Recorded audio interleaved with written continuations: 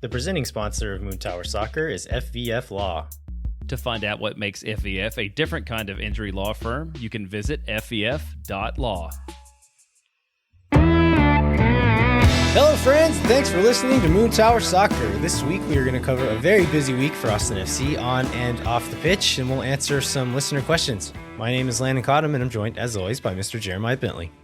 Hey everybody, I'm Jeremiah Bentley. Landon, we don't usually read notes from people from Twitter or listeners on this show because, one, they're not always super kind. And I think we don't like to be too self-congratulatory about them, but I think we got one this week is probably worth covering.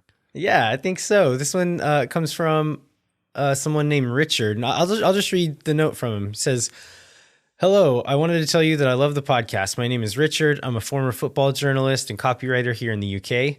In advance of Apple making coverage of MLS available, I've been getting more interested in the league and have absolutely fallen in love with Austin FC, partly through the measured enthusiasm and intelligence of your podcast. Thanks for what you do. It's giving me an amazing insight into football culture as it's experienced stateside, and it's an absolute joy to listen to." How nice is that? I mean, it's incredible. It's such a good note, and other than just like the compliments to us, I think it speaks a little bit to what the league hoped was the potential of this Apple deal. That a guy from England who didn't care about the league now has a club in the United States that he's somewhat interested in, and somewhat because apparently he enjoys our show. Yeah, so at least anecdotally, they are helping make the game more global, I guess. Well, anyway, Richard, we're glad that we can send a little bit of U.S. soccer culture and a little bit of Austin over your way. And thanks so much for listening and the kind note. Yeah, I love it. Hey, also, so did you read, speaking of soccer culture in England, have you followed the Twitter banter about a certain very popular television show about an English soccer club and how it relates to MLS? Only passingly. I've intentionally not dove into it too much. I have my Twitter feed fairly curated to where I don't see very many idiots on it. I think that you missed out much of it. I guess my real question is, have you watched Welcome to Wrexham? Yes. I have not. I don't have whatever service it's on. Oh, yeah. I think we talked about this on the show once. I recommend it. It's good. So is the gist of it, what I've gathered is that there are certain people who are a little bit salty that that's why people are paying attention to soccer, or is there more to it than that? There's two sides of this. There are people who think that there's obviously the promotion relegation people who think that the only drama about Wrexham is whether they stay up or not, and that people in America will never care about soccer in MLS because we don't have such a thing. And then there's the whole, if MLS did a better job of telling stories like this, maybe people would care more. It's sort of the other side of the argument. Yeah, I think both of those things can be true. Is promotion relegation the only way to make soccer interesting? No, it's not. Could MLS do a better job of storytelling? Yes, they could. And so, you can make it engaging stories without it being about the financial ruin of communities and soccer clubs. Right, which I think that goes back to what I was thinking about. The reason I was thinking of this tie is because of this Apple story, right? And the hope is that Apple will help MLS and MLS will help Apple do a better job of telling compelling stories about the league, and that MLS will have a support in a way that they didn't with other broadcast partners, because there's so deeply in bed with each other in terms of making sure that this next 10 years works together. Yeah, and so one thing that I did see is people a little bit upset with ESPN because there's some tweet that we're pulling out all the stops for Wrexham's game this weekend. And I saw people saying why didn't you pull out all the stops for MLS?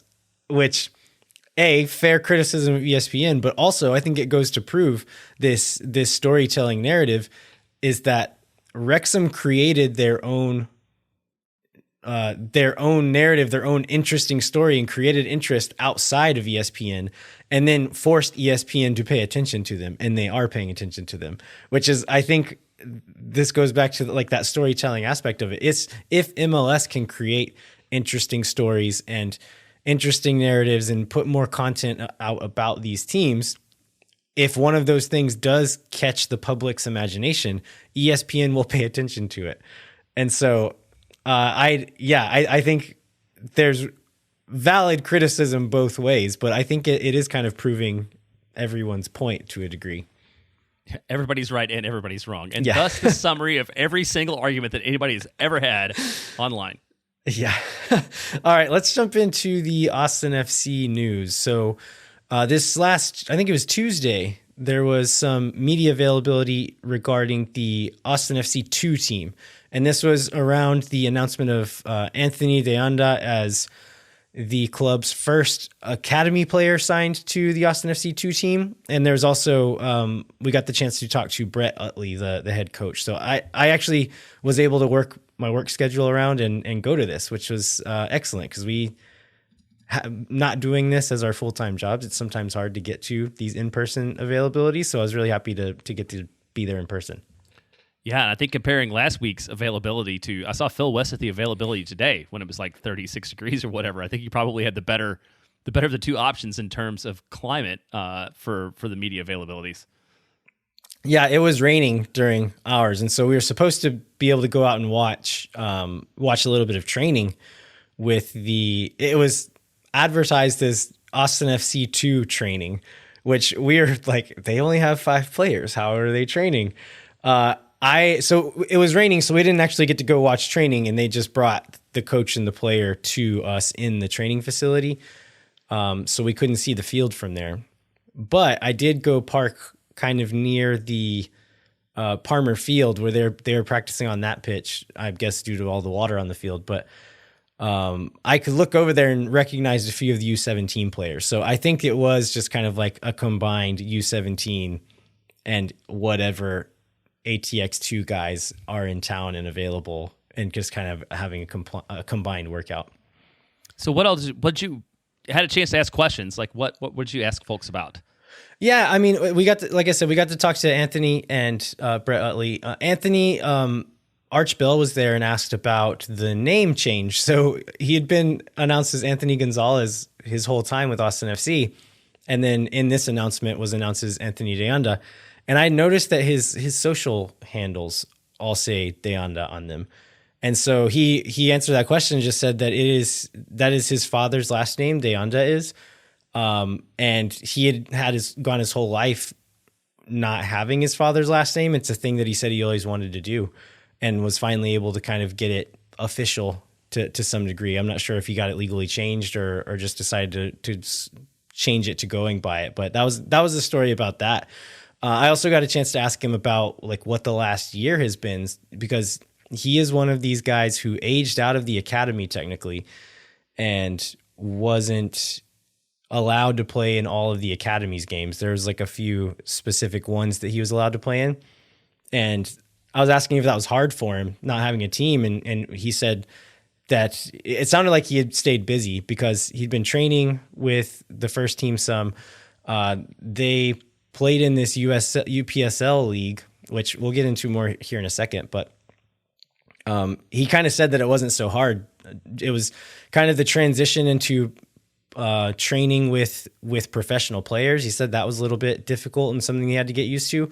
But as far as just the waiting, he said there was enough going on and opportunities to learn and grow all along the way, which I think that made me think that this was just kind of a planned thing. Like they always had in mind, like Anthony is going to get a shot at this team if he sticks around and works and turns into the player we think he's going to be. He's going to be a part of this team. There's another interesting name that you saw out there. Charlie Asensio was there? Yeah, so Charlie Asensio, who is on a first team contract, was in the training center while we were there. And so I'm not sure what that means. You could read it as maybe he's injured or isn't quite fit and they didn't want to risk it to travel with him. Maybe he's definitely going to be an ATX2 player, and that's why he's there training with the guys who are going to be his teammates. Or maybe they're going to send him out on loan. Like, I think you could say any of those things. If I were to bet, I would say it's going to be more one of those latter two. Like, he's going to be playing with Austin too, or he's maybe going to go out on loan. But it was interesting to see him there instead of in Florida with the first team. I also was able to confirm that Bobosi Biarwanga and Cheick Toure, two players who had been announced for Austin FC2, but we had not seen any photos of on social media. They hadn't posted on their own social media about being in Austin. I was able to confirm that they are in Austin and training with Austin FC2 at the moment. So that's good to hear. What else we got? Oh, we got to talk to Brett Utley as well. I think I learned that I really like Brett Utley. I don't know if he's a good coach or not because I'd never seen his teams play, never seen him in action, but I've gotten to talk to him a couple of times now, and he's just like a really kind and humble and thoughtful person. And both press availabilities that the club has had for him, he's walked around and shook hands with every member of the media and introduced him and said hello. And so he just seems like a good dude. And so I don't know if he's going to be good, but I hope he's good just because I like him. Well, he probably hasn't had people like criticize him on Twitter for the color of polo shirt he was wearing during the game yet. So he's still like full of young and full of energy and hasn't been scorned. Yeah. One other thing that I learned while I was there was Arch Bell, who a lot of you listeners will know, writing for, I think he writes for Marca and writes for CONCACAF and fills in at the Striker every once in a while. He was there actually for the Striker. I was going to and wrote a story about it for them. But he told me that the day before he had commentated on a game. He got hired to commentate a game on TV for the UPSL playoffs in which the Austin FC U17s were competing. And I was like, what? This like, I was like, I know you know that I pay a lot of attention to this, Arch. Right. And this is the first I've heard about this. And so, yeah, he's like, yeah, they've been playing UPSL. And this is what Anthony was talking about, was they had some of these guys playing with the U17s in the fall in this UPSL league, and they made the playoffs, but the club did not say anything about that, did not advertise it, did not post it anywhere. And so, yeah, they are playing in this knockout stage game in Austin at St. David's and not posted anywhere. I went back and watched the rebroadcast, though. You can hear Kit McConico and Arch Bell call the game on Vyre TV, VYRE, I think it was. But I went back and watched that game. You didn't see any of it, did you?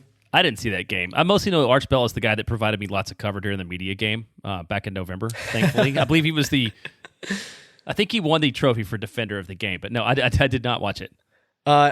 So it was advertised as the Austin FC U17s. I turned it on.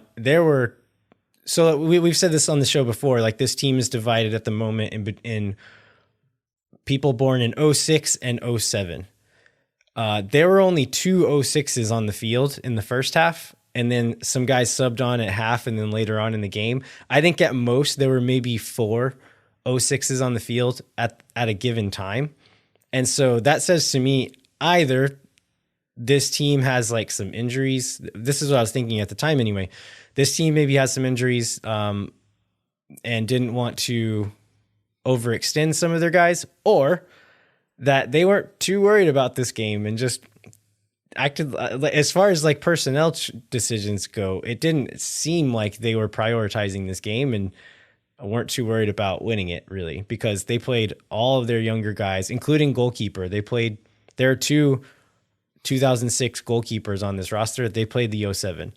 There are guys that I've seen start countless times for this team that were sitting on the bench.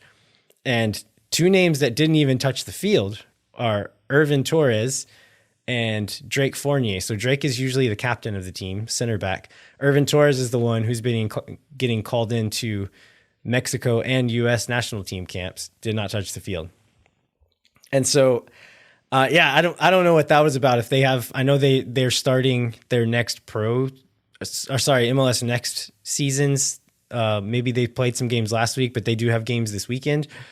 But as far as Irvin and Drake, it made me think maybe these guys are training with the next pro team, and that's kind of going to be their trajectory. So there are guys who can move back and forth and play with the academy, but it wouldn't surprise me if there's some guys who just get contracts right out of the gate and are playing on that team full time. You mean even though they're like at the age where they could be academy players. Right. It makes more sense because of their skills for them to play in MLS Next Pro instead of playing for the academy club. I'm not saying that that's definitely the case, but it could be because Irvin, there has been a handful of academy players training with the first team on and off over the last year. And I know Irvin and Drake are two of those guys. And so maybe Josh Wolf, Sean Rubio, Brett Utley are looking at these guys and saying, these kids are ready to play at this next level.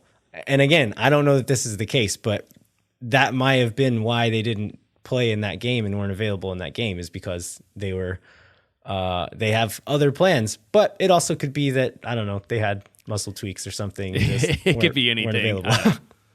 Yeah, well, that's, you know what, this is the beauty of preseason. Every year we get to do this. Like, you get to read way too much into everything, single thing that's going on, because we don't have like a ready set of games to talk about, either reflect on or preview. Speaking of, I was able to film the interviews with Anthony DeAnda and Brett Utley and posted those to our new YouTube channel. So you can find those on the Moon Tower Soccer YouTube channel. They're currently the only videos on the Moon Tower Soccer YouTube channel, but we plan on posting some more stuff there in the future. I know I was talking to some folks online who were maybe a little bit nervous about this, saying like, I'm not a big YouTube guy. Like, please don't make me switch over to YouTube. And this is going to be value add stuff. This is not some type of transition. We're always going to be on the audio platform. So don't worry, we're not going anywhere. It's just going to be kind of like extra stuff that we're going to be putting up there every once in a while. Yeah, that's perfect. I don't want to have to like wear pants every time, you know, to be on YouTube either. So I'm good with this plan too. But yeah, check it out. We're looking to add more stuff. And I guess if there's something you would prefer, you would like to see on the YouTube channel, absolutely let us know, because it's sort of a blank slate at this point. You want to move on to the second preseason match, Jeremiah? Yeah, speaking of blank slates and things that we basically know nothing about, let's talk about this FC Cincinnati preseason match in Florida. Same result as the first one, another 3-2 loss. So I'm ready to fire up the old hashtag Wolf Out again now, because preseason is super important and relevant. We know. Well, let's talk about the goal. So we had a goal from an Austin FC 2 player, correct? Yeah, David Rodriguez scored one of the goals. So it's good to see him do that. But I mean, I guess it doesn't. Well, I don't know. It doesn't really matter how good he is, right? I mean, well, let's not read too much into preseason. Never mind. Maybe because he had a goal. I think he's had a goal and assist so far in 2 matches. So like maybe he's the Rodney Redis of the 2023 preseason. Yeah. So I'm not going to get too excited about it. So never mind. Ignore that line of talk. I can't help but to get excited about was there was a Driussi to Zardes connection for the other goal in that game, and it was a header. And so like this is the thing that was missing from Austin last year, was crosses into a striker who then scored from those crosses. And Driussi picks him out, puts it right on his head. Jossie puts in a really nice header. So again, preseason means nothing, but it's exciting to see that they're looking for those kinds of connections and finding them at this point in time. I mean, so Driussi obviously had this magical season last year, but well, how would you feel about him being more of a creator than a finisher this year?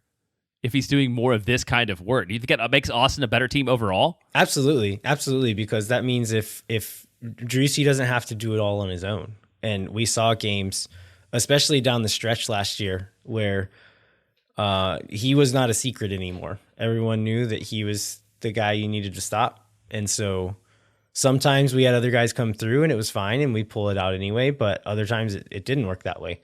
And so if we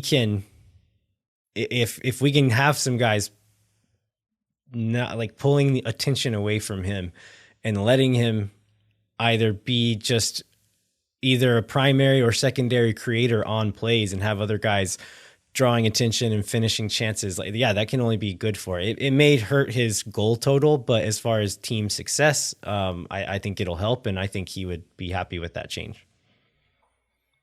Then that was on Friday. That was right? Friday, yeah. And also on Friday, Leo Vaisanen arrived in Austin at the Fairmont. Did you go? I did, yeah. Okay. And how was that? There was not a very big group there. I don't know what the deal was, if it's Friday night and people had better things to do, or the shine is wearing off of player arrivals, or it was also like he had been announced for a while at that point, and so I don't know. I think maybe people felt like he was kind of already here, and he had been with the team in Florida too. So like he didn't just fly in from Finland. He came in from Florida with the rest of the team and then went to the hotel because I guess he's probably going to be living there for a week or two until he finds a permanent spot. But yeah, he seemed super excited to be there. Like big old smile on his face, stood around and talked to fans and took some pictures for a little bit afterwards. So he looks thrilled to be here. It looks like he didn't get any preseason action yet. Wolf said that they're kind of easing him in, starting him out with some video, and not going to push him physically too much yet because I think he arrived on Wednesday or Tuesday or Wednesday or something like that. So he hasn't been in with the team for very long at all. And then I saw that he showed up at the pickup game at the fan pickup game at the stadium on Saturday also. Yeah, that's cool. Not to play in it because they were playing outside the stadium when he was there. Now, I saw this quote from Josh Wolf about his arrival, saying he's very clean and confident on the ball, and right away he gives the ability to utilize the ball to hurt opponents, which seems very Julio-esque. So do you feel like they're going to be doing kind of the same thing? Or like, what did you read anything into that quote? I mean, yeah, I've seen this argument on Twitter where because we've gone with like the one ball playing guy and the one like destroyer guy, that like that's the way that it has to be.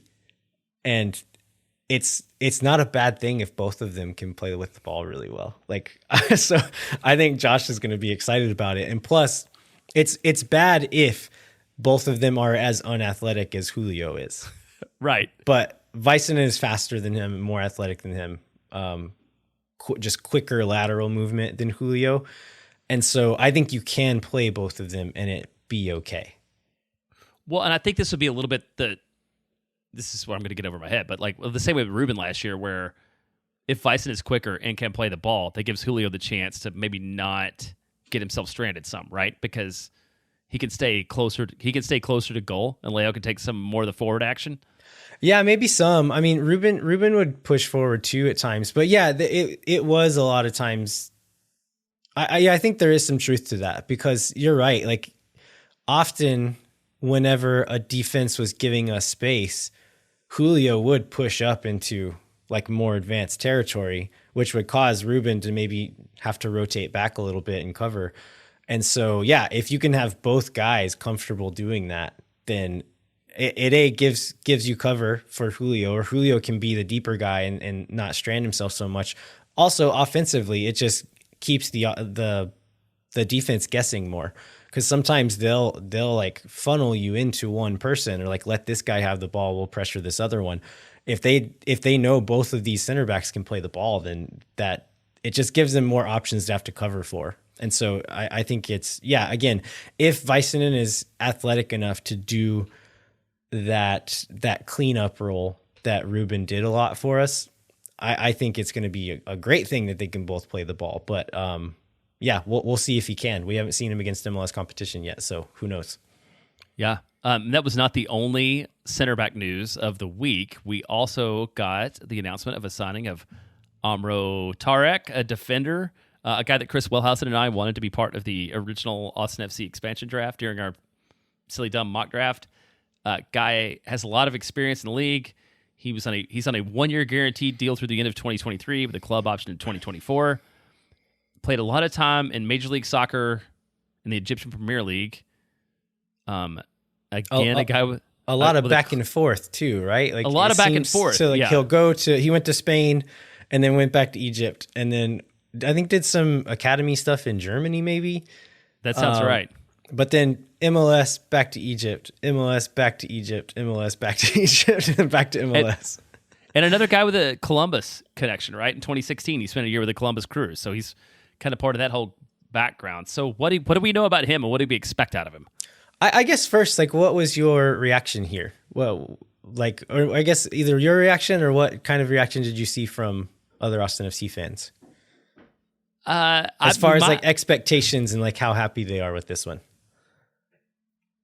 Well, I think everybody obviously wants like somebody that could be a designated player somehow magically isn't. But I mean, my reaction was like, it's a good depth piece. We've got a lot of competitions coming. He's a second or third center back, and we can talk about maybe why Austin's not super happy with one of their other depth pieces right now. But I mean, he seems like the kind of solid guy that you just kind of need to have around. I'm assuming he was not super expensive. I did see people talk about him being a Julio replacement, possibly, which does not seem reasonable given what we know about him and given what we've seen out of him. But I mean, people seem like not super excited, but relatively okay with it. Yeah, we all talked about wanting Collins, and I've had people call me out for starting a rumor that Collins was coming here, which I refute. I did not do that. I said that Austin should go after him. I did not say he was coming. Well, this is the problem. People don't remember things always correctly. But anyway, that's who we wanted, right? Like, I think in a perfect world, there would be enough salary space in our budget, and the right guy would come along and be able to step in and be a starter, like a guy who like really makes this team better in the starting 11. But that was always going to be a stretch, right? That was always going to be hard to do. And so to bring in a guy like Tarek, who knows the league, has played a lot of minutes in this league. I think 4 or 5 different seasons he's played, and he's played a lot of games as well. So, I like, although it's not that starter that we wanted, I do think he is a step up from Johan Romagna and Kip Keller. As far as what kind of player he is, he's big. I think he's listed as 6'4" on the MLS website. And so he's that's the tallest guy on the team, right? I think I think Stuver's right, listed as 6'3", I believe. Yep. And so, definitely would be the tallest guy on the team. And then he's pretty athletic though. Like he moves quite well and is a pretty aggressive defender. And he's not a speed demon by any means. Like if a winger gets him 1v1, like he's going to be in trouble probably. But he moves well for as big as he is, and isn't afraid to step out into space and mark a guy 1v1 whenever the moment calls for it. I reached out to Mark Fishkin, who covers the Red Bulls, and so would have seen a lot of Amro Tarek, and just asked, like, I've seen people say like he's got a mistake in him. Like, what's your take on Tarek? Just like, what do you say about him? And he said that he's a solid like number 2 or number 3 center back, not an elite player. Will make a mistake or two, but all in all, a really solid depth player. And that was kind of my take with my limited knowledge. So good, like it was good to get confirmation from Mark on that. But yeah, I don't think he's coming here to replace Julio. I think he's coming here to replace Johan Romagna and Kip Keller, which is nothing but a good thing, and it gives the kind of depth that you're going to need in case somebody goes down or gets hurt, or we've talked about like Vaisanen's going to be on international duty some, during the season, maybe not a ton because the windows are more aligned in MLS, but it's a good option to have. He's left. Is he the only left-footed center back we have too? I think so. Yeah. So he's left-footed. He is pretty good on the ball, actually. Like I don't think he's as good as the other 2 guys, but he's better. Again, a step up from the other backups we have. He that being said, he does have a mistake in him. I think he does get like a little too bold, both offensively and defensively at times. And so I think this center back group could end up being pretty entertaining for better and for worse. I think they're going to be guys who contribute to offense, but also will maybe make us pull our hair out at times because they're being expected to contribute so much to the offense that sometimes that goes the other way. And this is the beauty of Major League Soccer and why I love it. So Tarek gives us 20 senior roster players, which, as students of the game know, means that Austin FC's senior roster is completely full. But is it? So it is for now. But unless some moves are made, we're done. But maybe let's just talk a little bit about loans, like what happens with loans, what what's happened in the past? Like, do you think we're, or maybe a more basic question is, do you think we're done adding players? Well, so we saw some talk on Twitter. I think it was from, is it Top Bin 90, that Charlotte account, Yes. posted last week that Will Bruin and Austin FC were in talks. And he pops up in some pictures from training today in Austin FC gear at the training center. The only person in shorts, I think, is what I remember most about that in the Austin FC training gear today. So yes, we seem to be done, but let's maybe talk about Will Bruin. Yeah, so I posted this. This is all happening today, so there's been a lot of stuff coming out today on Monday. But that Capital City Soccer posted that photo of Will Bruin in shorts, and I tweeted that if Will Bruin gets signed, I think this is a sign that the club might be moving on from one or two players, either a loan or selling them or whatever it be, a buyout.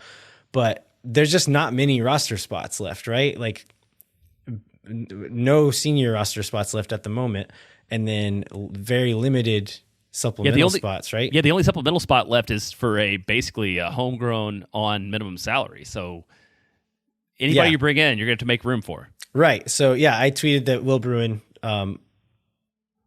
would probably mean someone else is gone. We get a tweet from a Belgian journalist named Sasha Tavolieri saying that discussions between Moussa Djitte and I looked up how to say this, a French club, Ajaccio. I probably said that bad, but that they're trying to get him on loan at the moment. And so the European transfer windows close on Tuesday. The Turkish transfer window is still open for like another week after that. And so he lists a Turkish club, Çaykur Rizespor. And so that both of those teams are trying to get Moussa Djitte. And so I think that would maybe be the answer, that if Moussa Djitte goes out on loan, then Will Bruin would likely be that replacement. Yeah, you know what a weird Will Bruin fact is that I did not know? He's the 25th leading scorer in the history of Major League Soccer. So oh wow, he's 33 years old, but he's definitely got a good track record. A lot of it from when he was playing for the Dynamo in 2011 to 2016, but also a lot of appearances, a lot of goal for Sounders. So, I mean, what do you think about this swap here? I know there's a lot of people who have become attached to Moussa and really like the story of Moussa. As far as soccer goes, I think Will Bruin is an upgrade from Moussa Djitte.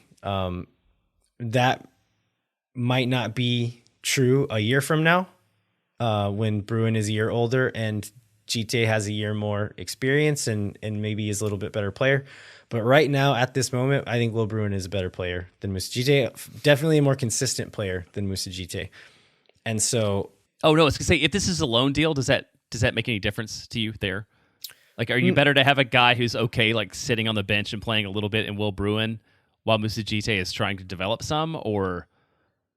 Yeah, I am. I mean, I like the ambition of it. Like, Austin has not always made the best roster moves, but they've shown a willingness to fix them fast. And so if they don't think Moussa Djitte is going to make them better this season, I think Will Bruin would make us better this season. As a guy like that with that much experience, who scored that many goals in this league as your third striker, like that's great. Like that's a luxury in this league. So yeah, maybe Moussa will be really, really good a year or two from now, but he's been very inconsistent so far, and I don't have any reason to believe that would be any different right now. We also know that he's had some family stuff going on, has a newborn halfway across the world, and so that may be playing into it as well. If he were to go to Europe or to Turkey, like he would be closer to family. That would be easier for them to come visit him. And so, yeah, there's probably more going into it. But yeah, as far as the swap goes on the team, Bruin makes the team better. Well, then I'll just read the note that I wrote in here. So if Moussa Djitte goes out, has Austin wasted their U22 signings? I mean, you could say they have, whether he goes out or not. That's fair. That's fair. But if he goes out, then they're not wasting it anymore, I think, is another way to look at it. They're wasting it if he stays and isn't playing or isn't contributing. Right. I guess that gets back to my point about the loans. Is once somebody's loaned out, whatever they are, U22 designated player like Thomas Pochettino, international, whatever designation they might have that they're filling up on the Austin FC roster, that no longer applies when they're out on loan. Well, so I read up on this right before we started recording, and with U22s specifically, the rule said that they have to maintain that designation for 2 years. And if they go out on loan or are transferred after two seasons, it says, then you can use that spot. And so I don't know if that means like in 2 different seasons I was or going to for say, so 2 full seasons. Yeah, does 1.5 count as 2 here or not? I don't know. I mean, with a lot of other weird rules, oftentimes you round up as far as like stuff like that goes. So I would hope that we would be able to use that spot, and I think we would be able to use that spot, but I don't know that for sure. So let's go with, speaking of players who are young and maybe having the best use of awesome money. Johan Romagna finds himself a little bit in the doghouse. Was this the quote from today? Did Phil write this up? This is press conference with Josh Wolf. Yeah, Josh Wolf fired some shots at Johan Romagna. He said, "We were a little short of center backs in our last game against Cincinnati. Johan had a calf injury, which Wolf contributed to not being fit enough to really fulfill what preseason is about." Woo! Yeah, and it's the second year in a row, right, that we've heard something like this about Romagna and his fitness. It is, and so this is a little nugget that I'll add in here. I was told that at one point last season, I think like Johan kind of disappeared for a while and wasn't on game day rosters, and that the word was that he was like quote unquote injured, but that he was not actually injured. He was out of shape, and they were essentially just going to beat him into shape until he was fit enough to play more than 45 minutes. And so it seems like that has not gotten better. He came into preseason last year out of shape and was injured and cramping every time he played, couldn't play more than 20 minutes without looking like he's about to pass out.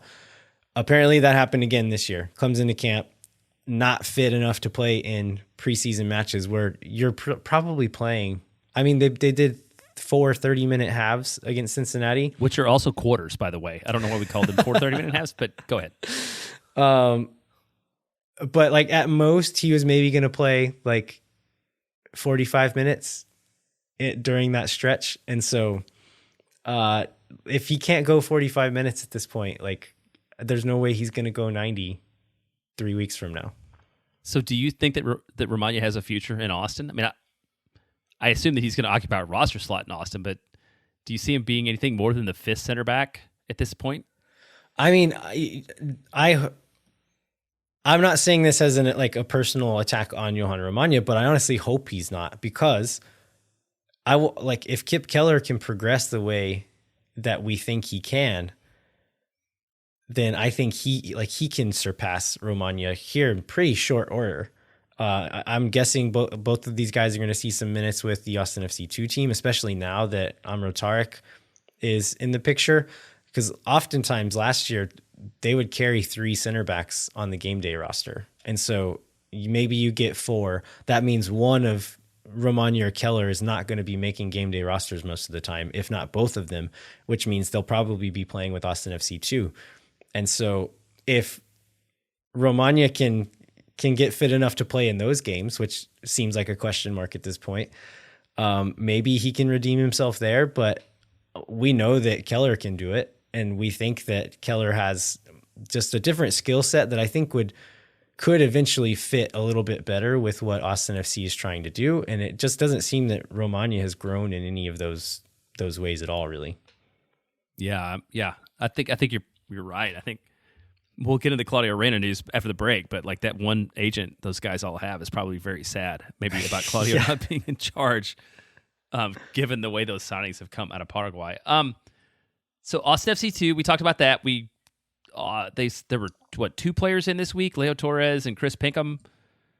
Torres, 19-year-old attacking midfielder from Devine, Texas, San Antonio FC Academies. That's a little fun. He played for their nugget. first team. Oh yeah, he played for their first team too. That's right. What did he say? He's made nine total senior appearances for SAFC. Then Pinkham's a 24-year-old fullback from New Hampshire. Played in college. What do we know about these guys other than just we have two more players on the Austin ATX FC2 squad? Anything? Not a lot. I mean, Torres. I mean, I like this resume from Torres at 19 to have already gotten minutes in USL and then playing with Real Monarchs, which is Real Salt Lake's development team, and they're known for producing young talent. And so he's played in two really good setups so far as a 19-year-old. So I like that about him. I've never seen the kid play. Don't know if he's any good, but I like that part of it. With Pinkham, I have no clue. I think this is going to be one of those guys that is just hoping to make it as a pro. And this is the way that he sees that he can do it. They'll bring him in, let him fight for some minutes and see what he can do. But with a fifth year college senior from New Hampshire, I don't know that we can expect him to be knocking on the first team door anytime soon, but that's what a lot of this team is going to be, right? Like, it's not all going to be hot young prospects who are hoping for homegrown contracts here soon. Like, it's going to be a lot of Chris Pinkhams that are just trying to make it as a pro. Yeah, so that gives Austin FC 7 players. So James Delory, listener, did a little research for us because I think last week we had a question from Patreon about whether Austin was behind on signing players for the MLS Next Pro squad. So we're now with 7. He believes there are 3 other teams joining in 2023 that didn't previously exist.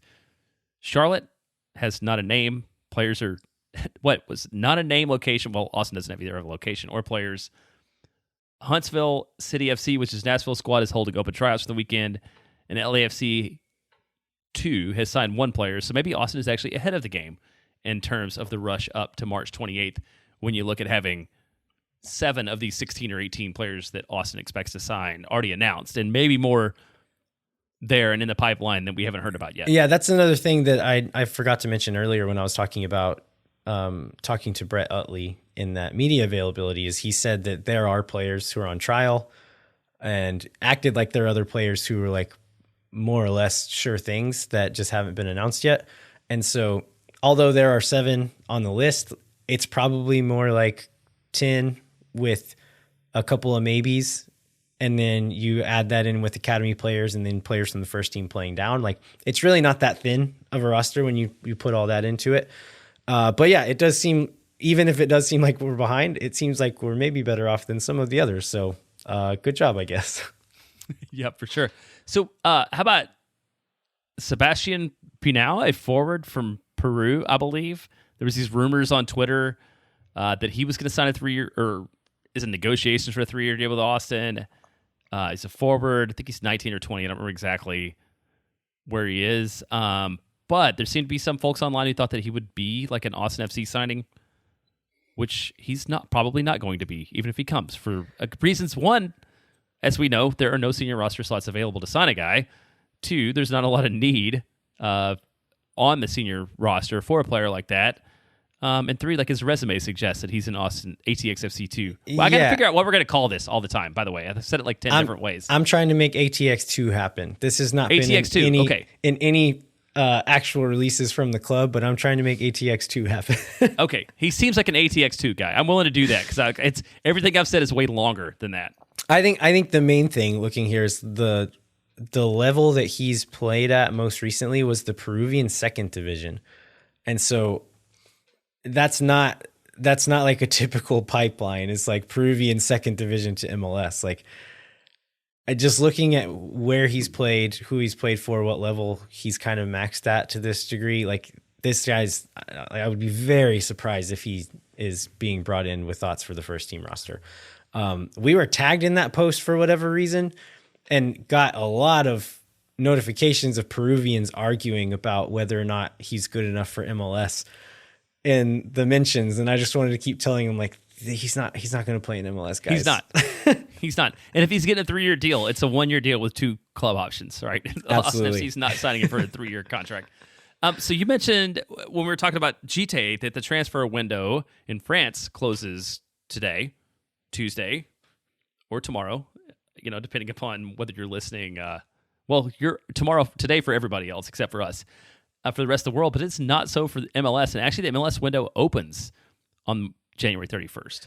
Yeah, so I think this is a good reminder: is that the transfer window only applies to the buying club, and so if you're people who watch the Premier League, like tomorrow is going to be like the big crazy transfer deadline day at midnight. English time, that's the last time you can sign anybody.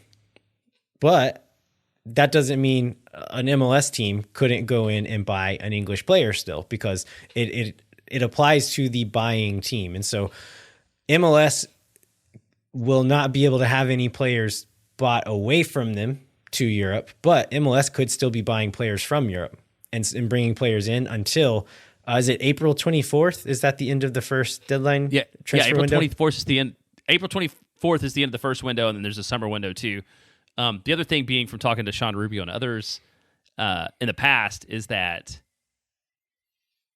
I guess deals have probably been made that will be announced and registered after January 31st, because you can still like do everything but file paperwork outside of the window.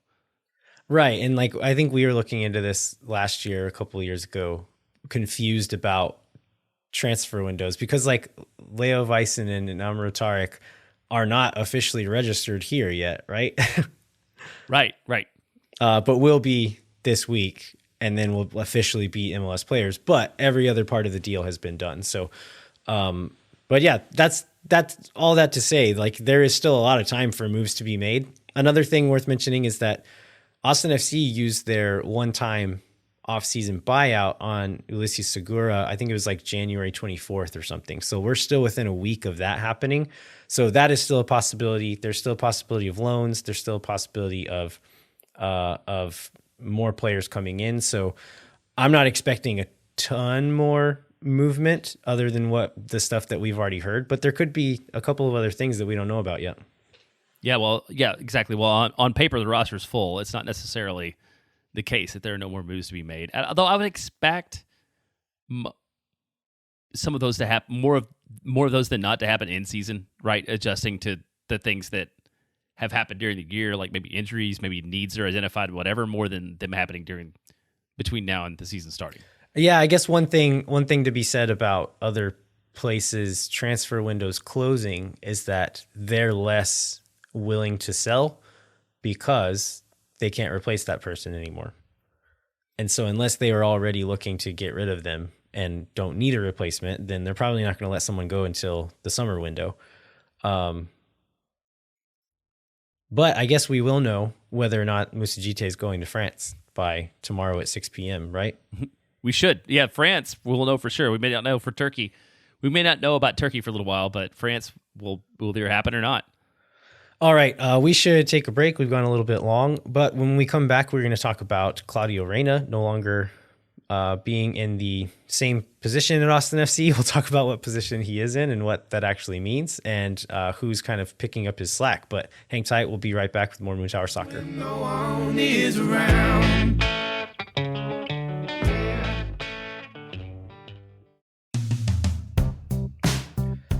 Moon Tower Soccer is brought to you by Sage Wilson Property Group.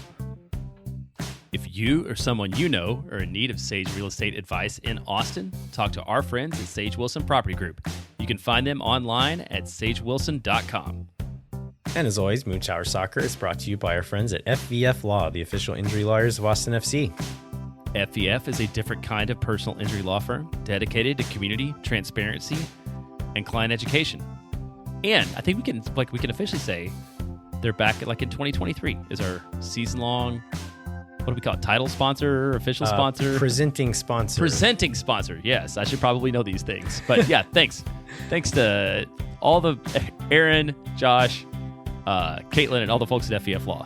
Yeah, they've been great to work with, so we're very happy to be working with them again this year. Also, I was looking at my FVF calendar here on the wall, and I don't know if you flipped over to look at the dog for February, but their name is Captain America, and they're very cute. It's a perfect name for a dog. I love it. You can go to fvf.law to find out what makes FVF a different kind of injury law firm and why understanding your legal options can dramatically change the outcome of a case. Once again, that's fvf.law.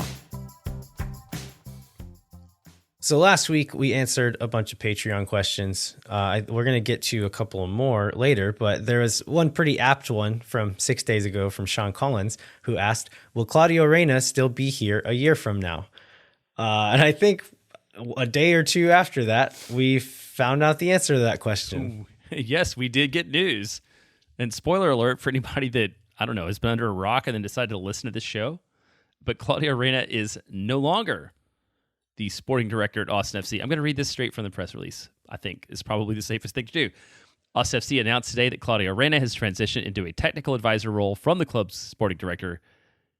In addition to his responsibilities as head coach, Josh Wolf now serves as the club's chief soccer officer on an interim basis and lead Austin FC's sporting department. Sean Rubio, who has served alongside Wolf and Reyna as director of player personnel since August 2020, has been promoted to interim sporting director as part of the restructuring.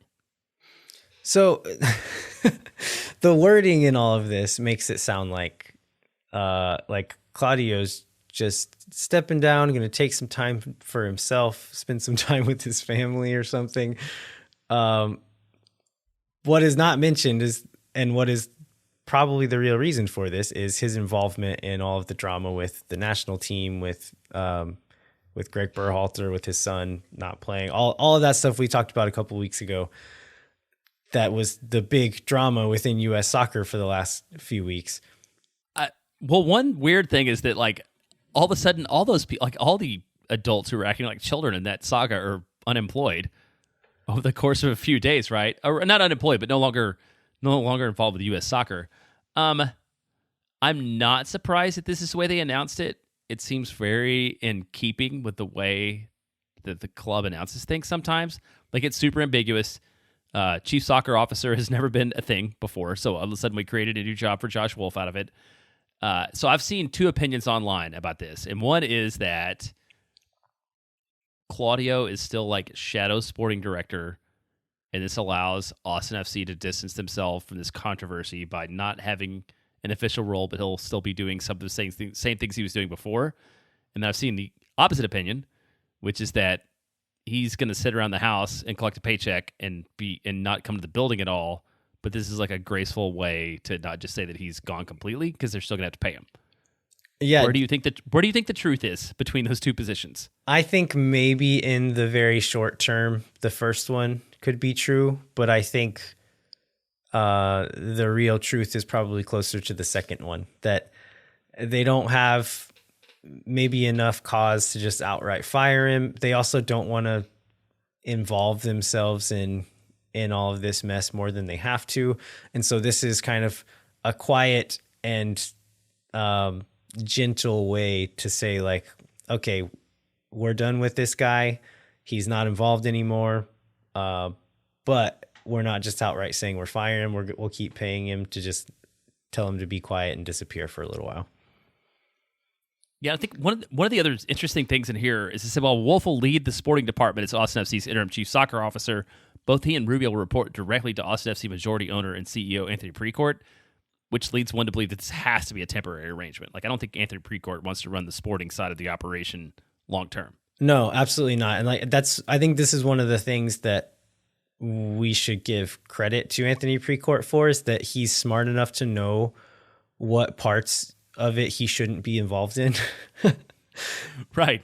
And so, yeah, I don't think anybody really wants this to be the permanent setup. I mean, Sean Rubio has kind of been like the second in command in this department anyway. And so maybe they'll treat this as somewhat of an audition for him. And if they like the way he kind of operates things, maybe they would give him that permanent role. He is pretty inexperienced. He's fairly young for someone in that role. So I wouldn't say that it's necessarily the favorite choice, but if he does a good job, maybe that would be the case. I mean, also, if nothing else, it would be something to add to Sean's resume as well. If he does look for sporting director roles somewhere else in the future, he can say, like, hey, I actually did it for a while. But I would guess that they would sooner rather than later want to have that position filled with someone else. And I think the person that is needs to have MLS experience. And so when you're looking at like, who could you get in? We talked about Austin FC being an attractive place for players. I think it's probably a pretty attractive place for executives as well, and like people who work in the technical side of things. But there's like, it's hard to look around and say like, who is an upgrade, like who's a definite upgrade or who's at least a sideways move that has MLS experience. And it's a pretty short list. And so it makes it hard to answer that question.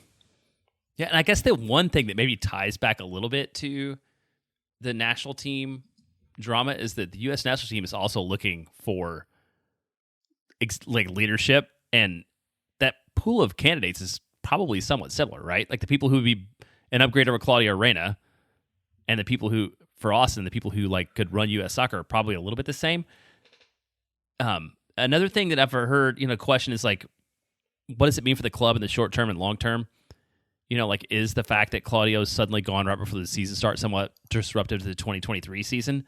And I don't feel like it is, just from like understanding how MLS works, just all the things we talked about how full the roster is right now. Like, this is not really a 23 issue. Like, Austin can probably go along just fine like they are right now for the rest of this season with the roles that people have, and wait and make the right call, because there's not a lot of work for the sporting director to do in season at this point with this roster. Yeah, I think it could be a little bit disruptive to like any final moves that they are trying to get over the line. Let's say Reyna has been the one in talks with a club or an agent about a certain player, and he's like getting close to getting over the line, and all of a sudden he's not the one making that phone call anymore. Like, that can throw a wrench in things. But like you said, like, there's not going to be many of those left at this point. This team is more or less done, and it is what it's going to be for this season. So if it's going to happen, like, this is a pretty good time for it to happen, and to have some time to find the right person and make that change. So Wolf and Rubio can kind of run the ship until that role is filled, and bring someone in to really do that heavy lifting in the time when you're planning for 24 and beyond. Yeah, so let's maybe get into this question from Elliot Nguyen, which is not sure if you've covered this already, but can you provide a bit more clarity around the various roles within the Austin FC organization? What do they mean? What are they responsible for? I feel like we talked about the owner. We've basically talked about the sporting side at this point, including the fact that we're making up new titles and roles that didn't exist before, which kind of leaves the sort of the business side of the operation. And I think mostly like Andy Lochnane's title, which is team president, is the one that's maybe not as known, because it's very different from what a team president is going to be in other sports, and even what a team president is in soccer sometimes. Yeah, and I think part of the confusion is that there's a lot of different titles that sometimes mean the same thing and sometimes don't mean the same thing. And some people who have this title do both of these things, and some people who have this title only do one of these things. And so we can give like kind of what Austin FC does. This doesn't necessarily mean it's going to be the same at other places, but you mentioned Andy Lochnane. Andy Lochnane is the president. He has nothing really to do with the soccer side of things. He's essentially running the business of Austin FC. Yeah, and that's not always the case for a team president. And then the sporting when Claudio was the sporting director, that was his title, right? Yeah, he was basically running the entire soccer operations aside. So basically, the the ownership group had one person running the soccer side, one person running the business side, but that's not always the case with every club. Yeah, a lot of times it is the same person, which, knowing how much those two guys do here, it seems like a crazy thing to have one guy run both sides. Like, it doesn't seem sustainable or smart to do it that way. And I'm sure there's somebody else doing the heavy lifting on one side or the other when that is the case. But it seems like it almost needs to be two jobs. Yeah, I mean, that doesn't seem like a similar skill set, right? Like, you need somebody that can like run an operation and people and make a lot of money, and you need somebody that like knows a lot about soccer. And for those to be the same person seems like insane. Yeah, and so you've got those roles, and then Is there any others? I guess like general manager is one that you'll hear sometimes. Oftentimes that is the same thing as like a sporting director. Is there any other titles that we're missing here that? I think those are the most common ones that people will hear, and especially in terms of as it relates to Austin. Yeah, and then like talking about the owner, like sometimes owners are more or less involved in how things are run. And like I said before, like I think Anthony Precourt cares enough to be involved and to spend his money, like more money than he has to on it all, but smart enough to not stick his nose in too far into things that he's not qualified to make decisions on, which is great. For sure. Well, let's get into some more listener questions here. We can close the show out. These are some leftovers we had from last week we didn't have time to get into. First one from Trevor Allison. Do you think Maxi Urruti could be an option on the wing? From what I can tell, he doesn't have much experience there, but he understands the press. It seems like some of his skills would translate. Yeah, I mean, I don't think so. I don't know that, especially the way that Austin FC plays, like I really don't think his skill set would translate over there. Could he do it? Sure, but I don't think he makes the team better there. I think his role this year is going to be a spot starter and the guy who comes on at the end to finish off a game. Looking at like Will Bruin, if he ends up signing to throw on at the end of a game to put crosses onto his head, like that's a good option. But having Maxi to come in defensively and close out a game, like that's going to be a luxury to have a guy come out there against tired legs and just like run the way he did for 90 minutes a lot this last year, to be able to intensify that into 15, 20, 30 minutes. Like that's going to be really good to have. Yeah, and I think the tired legs thing would also be probably good against teams like other teams that have midweek games when like they're sitting back at the start. Would be a good place for him. So yes, he can, probably shouldn't. Jay Nolan, do transfer fees on outgoing players have an effect on Tam Gam? Like Chicago just got the guy for $18 million. How can it help bring players in if you still have spending limits? Does it go to the other areas of the club like development or just the owner's profits? I feel like this is a little bit of the conversation we had with Stam Stachel last year. And don't remember all the specifics of it, so hopefully you do. There is an amount that you can convert to allocation money. I believe it's just over, or in 2022, it was just over $1 million. And so, yeah, not all of it can go to your roster budget, but you can spend any of that extra money on another designated player, say, because that stuff does not go onto your salary budget. And so, Chicago sold John Duran for $18 million. They could buy another DP with that $18 million and spend all of it if they wanted to.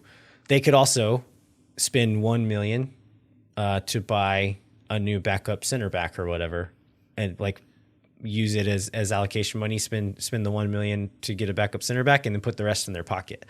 I think one thing that FC Dallas was criticized for a long time for was just that. Essentially, like they would sell a kid who barely touched the field to Europe for a bunch of money, and then none of that money was ever reinvested back into the team. And which is they always kind of treat it like a business. Like, we have one of the best academies in the country.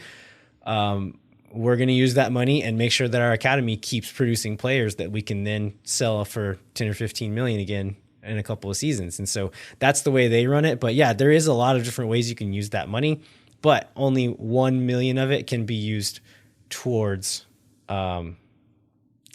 your salary budget, essentially. But I mean, I guess an important point on that is like that is all real money though. Like it's Correct. not these are not Garber bucks. So you can choose to put them in your pocket. You can choose to build a training facility. You can invest them in your academy. You can spend them back you can invest them back in another designated player. But like it is actual cash that you're bringing in the door, which then it's up to the ownership group on how they want to allocate it. Correct, and that's why there is a real incentive to sell these players, because even though, like, for me as a fan of the game, like I'm saying, oh, it's only 1 million. I don't care how much they sell it for. You can bet that I can't remember who the owner of Chicago is, but Anthony Precourt sells a guy, like, he's going to care how much we bring in for it. Like, the owners do care because it's their money that went into buying a lot of these guys, and so they want to see that investment back. And even though it's not this direct one for one, like we sell this much, it all goes back into the team.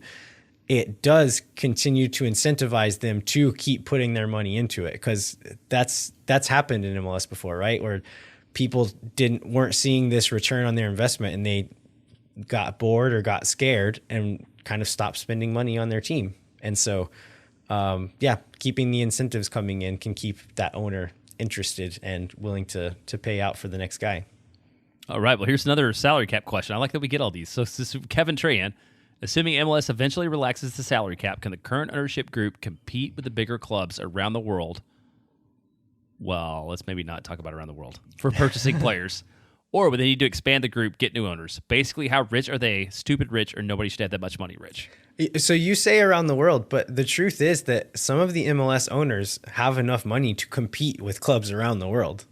Like, okay, so there are MLS owners who are richer than like Premier League owners. Right, and and people spend more on an MLS franchise than people spend on Premier League clubs because of the different structures of the league.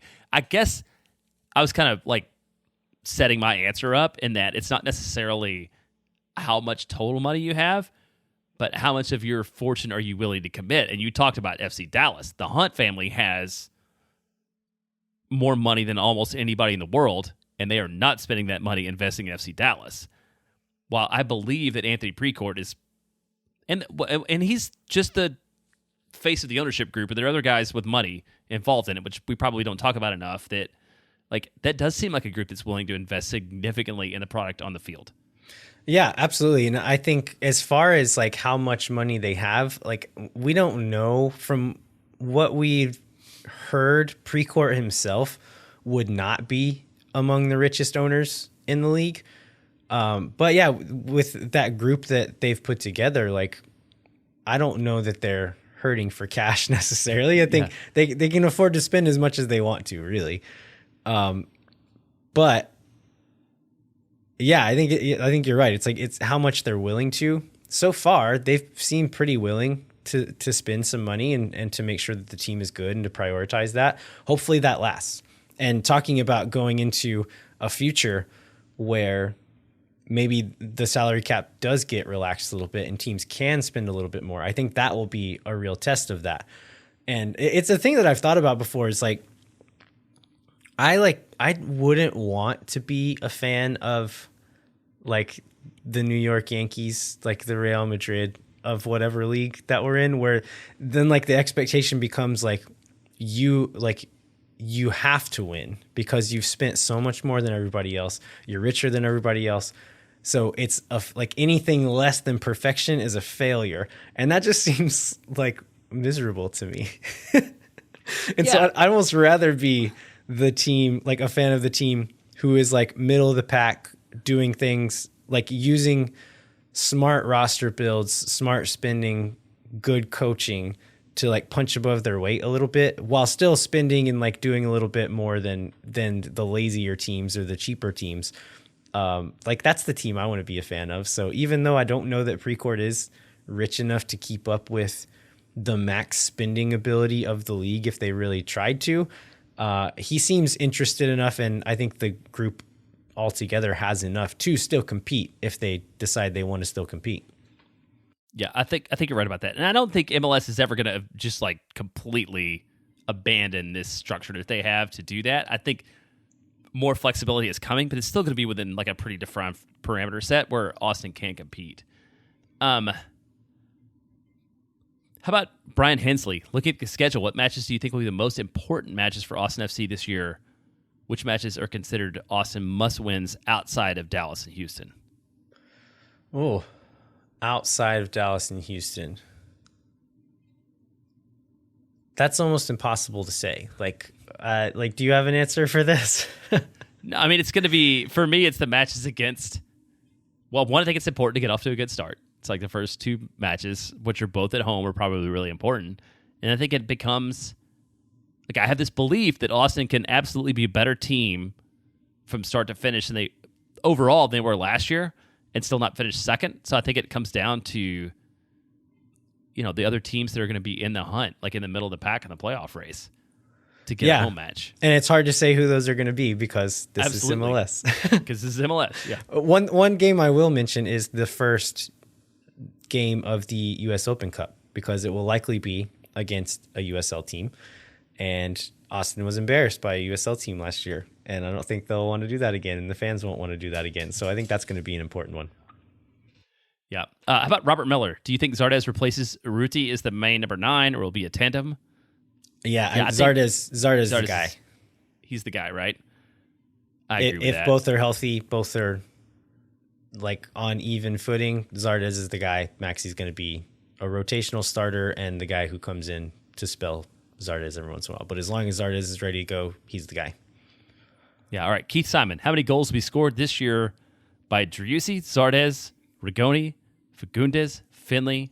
He says Emmy, but Rigoni. Fagundes, Finley, Urruti, and Djitte this year. I mean, with the exception of maybe Djitte now, like all of them, right? Or almost all of them. Yeah, we were talking off air of like, were we supposed to answer individually or collectively here? And so we did not do this math, but if you look at last year, how many goals were scored by not these guys, it would be maybe not a super high number. Not a lot.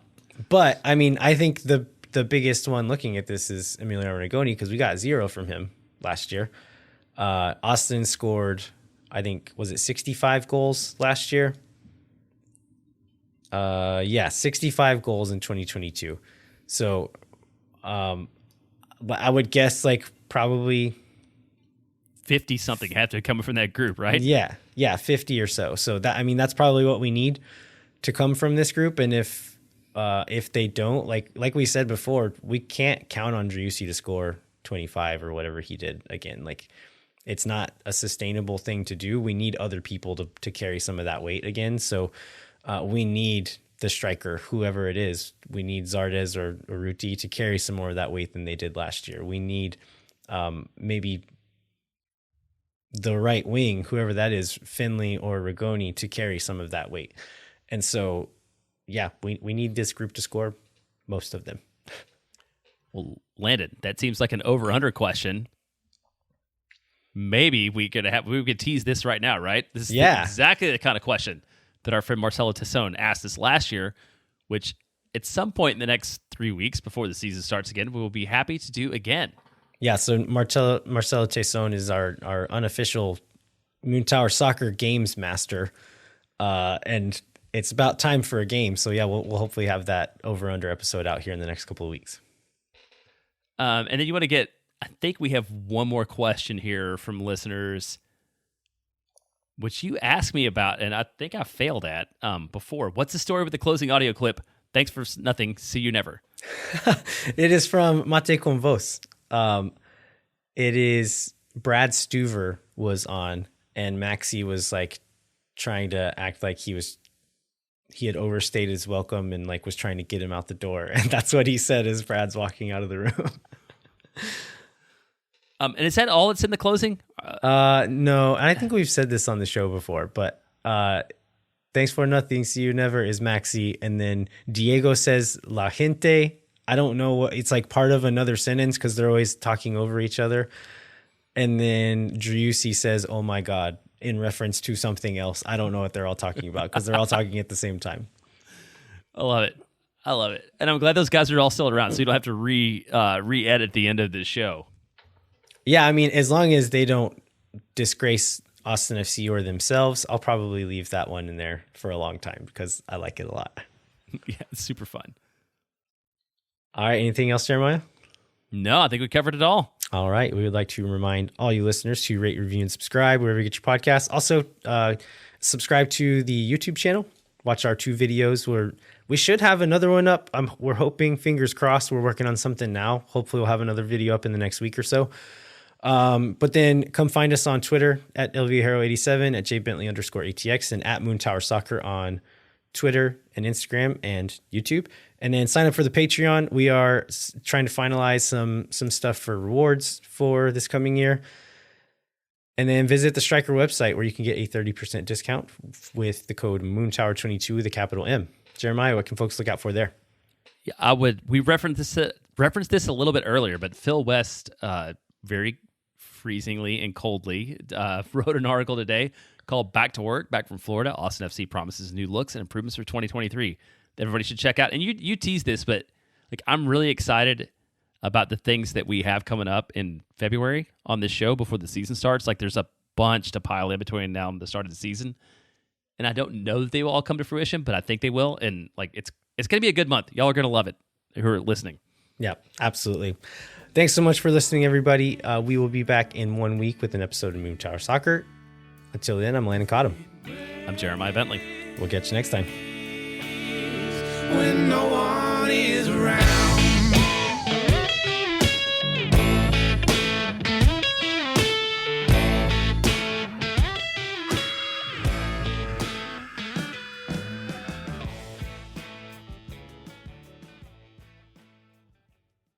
Thank for nothing, see you never. La gente Oh my God.